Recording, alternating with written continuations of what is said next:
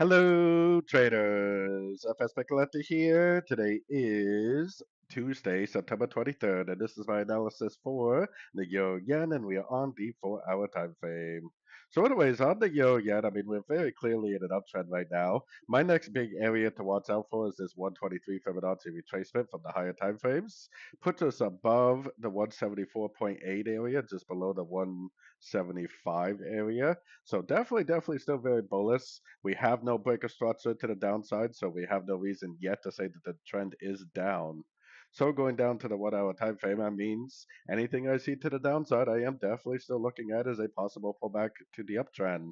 I have my Fibonacci retracement just from here to here because that's where the last series of higher highs, higher lows started.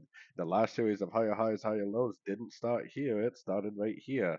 So if this is a pullback to that last wave, then it's only a pullback to this wave, not the whole move. So if I see three waves down to a Fibonacci retracement level, a nice engulfing move up, I definitely will take it as a long, potentially for the continuation of the uptrend. So anyways, don't forget to check out my website linked over here in the corner. And as always, thank you for watching and happy trading.